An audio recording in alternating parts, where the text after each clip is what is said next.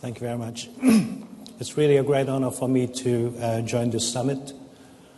NEC is not a national exhibition center. NEC is a company located in Japan as headquarters. We have a global company, 110,000 people working around the world with a revenue of 30 billion euro last year. Let me briefly explain to you about the NEC, first of all. This is a history. NEC, was founded more than 100 years ago, and it was the first time joint venture of the company in Japan with the US. So founder, Mr. Iwadare, used to work with Thomas Edison, and he learned various things over there. And back from US, he established the company of NEC. The principle that he has set up, better products and better service, is the sort of corporate value you see still remains within NEC. So NEC has been expanding both computer and communications since we have established. And back in 1977, we have announced the CNC concept. Since then, we have been striving to create various synergies by integrating computers and communications technologies to create better information society. This slide shows, some examples of our innovations. We have been extensive work, you see, in the various parts of the world. And our vision for 2017 focuses on the mission of leveraging power of ICT innovation to realize information society friendly to humans and Earth.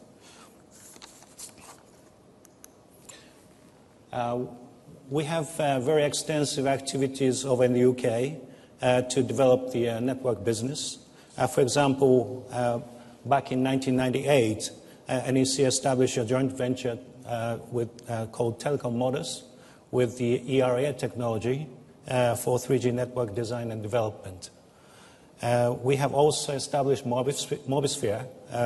That is a joint venture of the Siemens that was established over in the UK to challenge for the wideband CDMA business in Europe. Recently, we also set up the small cell competence center to develop small cell business in most effective ways.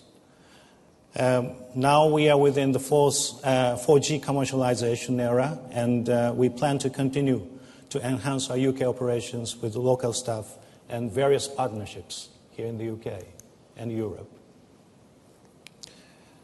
Before offering some insights into how we expect the broadband ecosystem and technology to evolve, I should highlight the current status of Japanese market, which significantly underpins our technology's competence. When you look at Japanese and European mobile network market, one of the biggest differences is the penetration of the new generation mobile network. In Japan, 2G is marginally small by now. The penetration of 3G is more than 90%, much higher than the other countries, including Europe. On top of this, more and more subscribers are joining in next generation's mobile broadband like WiMAX or LTE.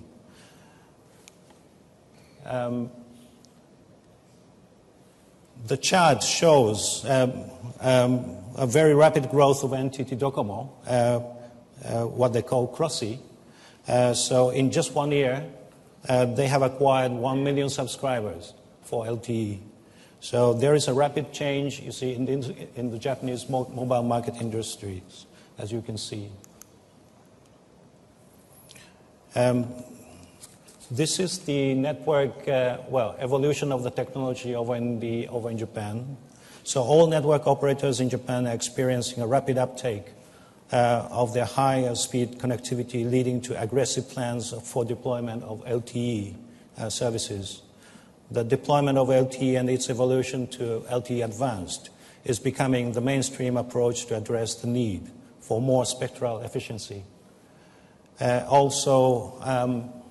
There is a word of AXGP over there. That's nearly equal to the TD-LTE. has been launched since February 2012.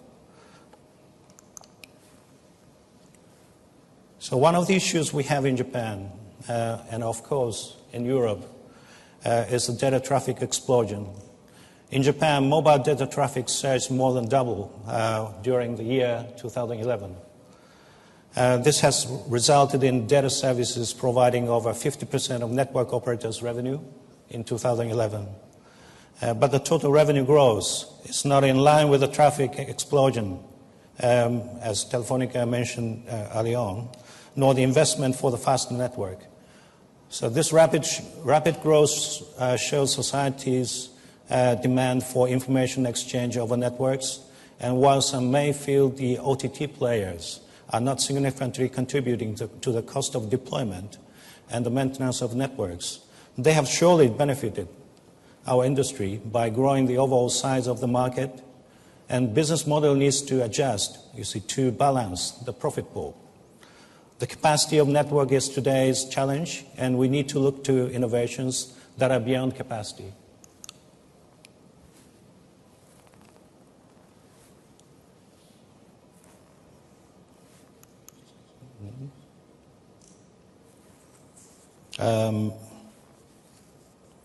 I think I'm going to skip this. Well, this is what I just briefly mentioned. The search for next generation of innovation is already well underway in the R&D activities of NEC. The demand for speed and capacity of networks will no doubt continue as users experience fixed network performance and expect this to translate to their mobile experience. However, we must look at beyond capacity, where there are three key drivers that we believe. There are smart, green, and ambient. If we talk about smart, the network must be intelligent, flexible, adaptive, and autonomous. If we talk about green, energy efficiency and TCO reduction is demand for our age. If we talk about ambient, customers demand to access data anywhere and anytime. In essence, NEC sees the future network platform must deliver real-time and dynamic operation. In this regard, I would like to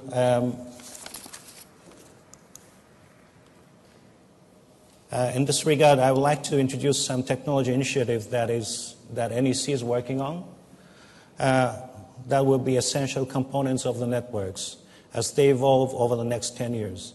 One of the key technology to deliver real-time and dynamic network platform is M2M, machine-to-machine. So telecom carriers can realize a new information society with ubiquitous communication infrastructure by uniformly managing everything connected to their network and by combining secure and reliable information on that network. So NEC has developed a machine-to-machine platform called Connexive, which is a solution suite to combine a wide variety of functions and services. We believe this will be a platform of future ICT services which enables new concepts such as smart city or smart grid or smart community. So network operators and providers of cloud computing services need to extend, modify their services to cater for sudden changes in system load or rapid increase or decrease of users, and need to modify and upgrade service components without affecting service continuity. They are also expected to control power dissipation of the data center and core networks flexibility according to the system load or management policy. So to meet these complex challenges for smart network, NEC introduced the programmable flow, which enables the building of virtualized, simple networks and centralized control of network traffic.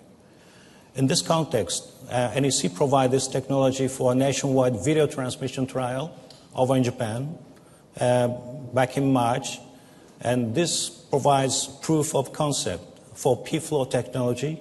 Adoption is converging broadcast and telecommunications technologies.